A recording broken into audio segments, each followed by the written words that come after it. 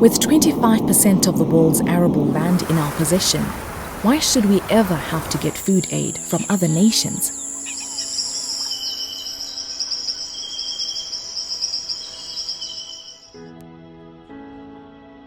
African women make up almost 50% of the agricultural labor force, and this is how much more we would increase our yield if we had as much access to resources as our men. 30%. Think about that. 30% more food. Oh, you ask how? We thought you'd never ask. Consign this to the museum because we are truly physically tired. How do you transform the agricultural sector using a hand hoe? We also know many better ways to succeed in farming, and these include access to land and this.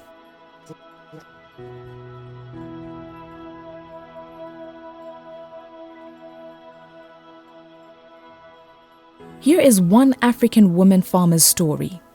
Isabel Dieltiens from Mozambique. I got into farming in 1993. I was married too early. Actually, I was 17 to 18.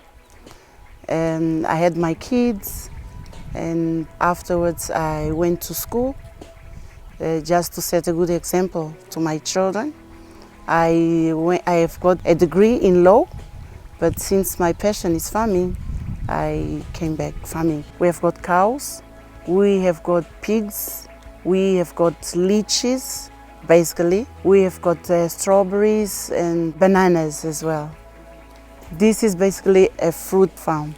Growing fruits, to me, I find it easier than growing vegetables, for instance, because it gives you less work, you need less workers, you need less water, because you only water your trees during a certain time of the year. To grow leeches, it takes a long time. Like when we started growing leeches 17 years ago. In the beginning, we were not exporting. Now we are exporting. We have been growing leeches for the last 17 years. And we have been lucky enough to have an US aid come help us improve our irrigation system. We have got 1,500 trees of leeches. Our market, we sell both to the national and international market. Last year, for instance, we sold our leeches in Holland, Germany, Lebanon and Russia. The policy of the government in Mozambique give privilege to women. Not that they exclude men, but they give privilege to women because of the history in Africa, of women in Africa. I didn't have big challenges as other women who are not educated, because being educated is part of an advantage to get a piece of land in Mozambique. My advice to women in Africa and all over the world is that they have to believe in themselves. It's never too late to start anything in life. It's never too late to be educated. It's never too late to start any passion, any activity they would like to go for. You can't imagine 50% of the population of the citizens of Africa being left behind. If women down the tour today, can you think of 50% of the population of Africa downing their tour? The continent will be in a mess. Everybody will go hungry. Still not convinced? Listen to Daphne Bayayi's success story from Zimbabwe.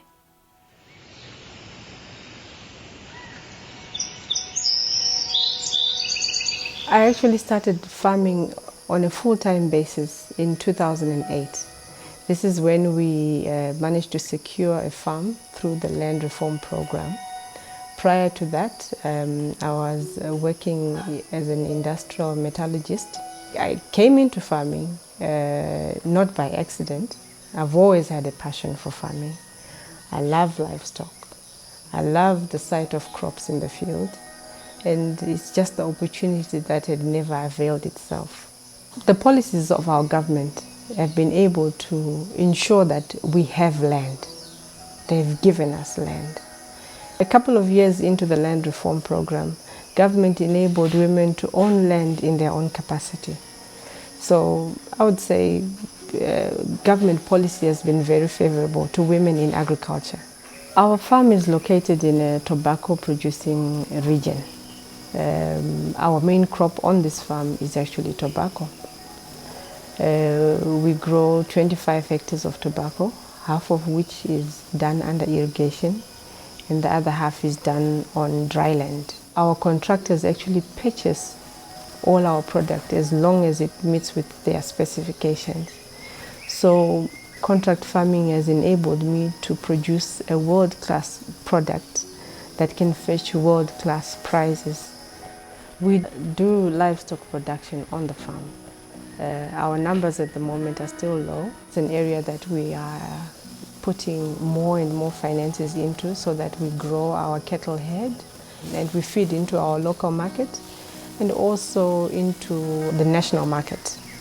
We irrigate half of our crop and we make use of tractors and the various farming implements that are tractor drawn. Our curing facilities, we make use of the conventional barns. We also have the Modro system, which is a step ahead in technology. Then we have also adopted the rocket barn, which is a fuel efficient barn. The underlying thing within a business is the ability to make profit. And to make profit, you need to watch your costs. In agriculture, the one thing that helps us to cut our costs is mechanization. We need to adopt technology. Technology is good for us. Technology will benefit even a farmer on 1 acre of land because it enables them to do more in less time. So having equipment that can assist a woman that will halve the amount of sweat that she needs to put into that land will naturally grow her gains. It will increase her wealth. Our role as women to Zimbabwe, to Africa, to the world comes from our role as women in the home. We are providers, we are carers. We feed our children, we feed our families, we feed our community. And because of that, our role within agriculture is even more important. We know what is required to feed a nation. We are taught to plant, to nurture a plant, and to harvest. It is ingrained in our DNA. Our grandmothers did it, our mothers did it. We do it. It may differ in scale, but we do it. We look after plants. We do the small vegetable plot at home. It's not the men who do that. So it's important to enhance women's capacity in farming because women know how to grow things. Consign the hoe to the museum and watch us change the continent. We are not only capable, we are ready. Women do not want pity because women are capable individuals. Women require empowerment. And empowerment in terms of access to resources, access to land. Capital is the way to make everything work. Without capital, you cannot manage. And technology will help us also ensure that agriculture is modernized. And since the women are the main players, my message to the women of Africa is that keep it up. Build confidence and demand your position in society.